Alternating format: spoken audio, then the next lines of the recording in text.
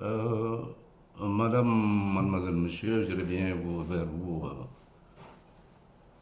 après le discours de son Excellence le Président Bassirou Diomaye Diakhar Faye. Ben, on dirait que c'était prémonitoire parce que la dernière sortie que j'ai faite dans Dental, je disais que Benoît, l'arroseur, serait arrosé. Ainsi soit-il. Alors donc, je voulais revenir cette dissolution de l'Assemblée nationale que tout le monde attendait. Attendait sauf une certaine presse qui est là en train de jouer à la manipulation jour et nuit.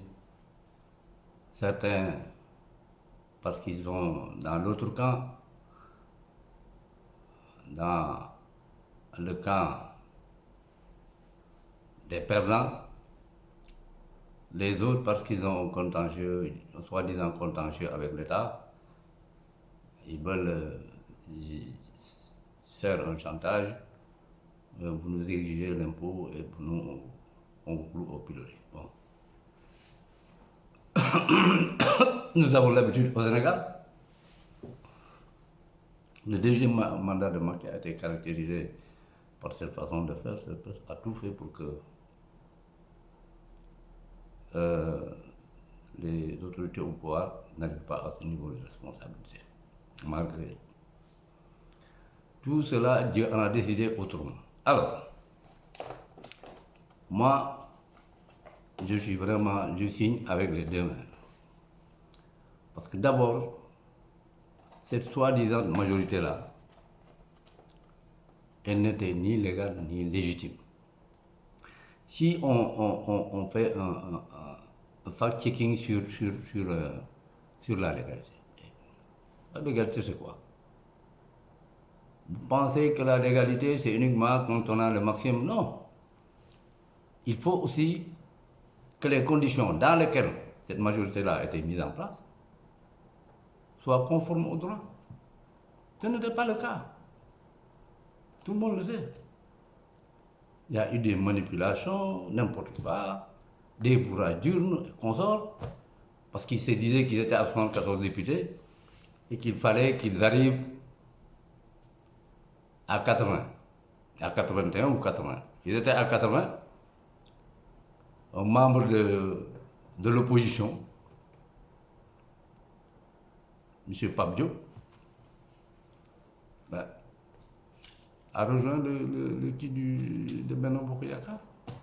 C'est ça qui fait là, c'est une majorité vraiment limite dans des conditions qu'on ne peut pas. Donc, pour moi, c'est une majorité illégale. La légitimité, n'en parlons pas. Tout le monde sait qu'un président sortant, quand il a un candidat à une élection présidentielle, le candidat s'en sort au minimum avec 40%. En tout cas, entre 37 et 40%. Dans le cas d'espèce, le candidat était à 31%. Et un opposant qui, pour la première fois, est candidat au pouvoir, gagne avec 54, comment vous pouvez être légitime? Ça veut dire que cette soi-disant majorité était à milieu de la légitimité, elle était illégale. Non seulement elle est illégale, mais elle ramène dans l'illégalité.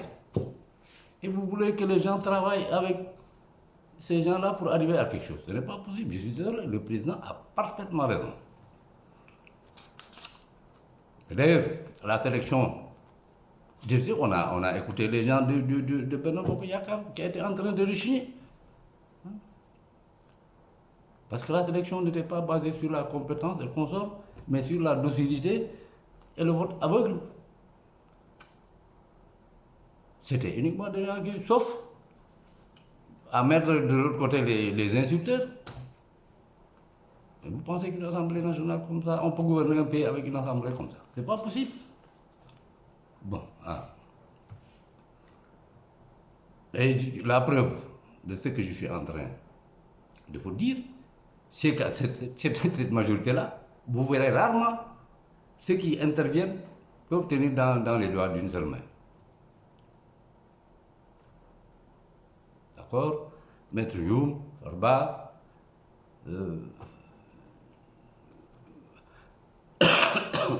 Abdoumbo, et peut-être une ou deux autres personnes. Le reste là, c'est motus et bouche cousue. Donc voilà, à part les insulter, évidemment, il y a une dame aussi qui intervient souvent, ça fait 5. Et quand vous mettez un groupe de ce genre, quand vous mettez entre les mains de ce groupe un règlement intérieur qui ne peut pas être contrôlé a posteriori, ça veut dire qu'ils vont mettre ce qu'ils veulent dans le règlement intérieur.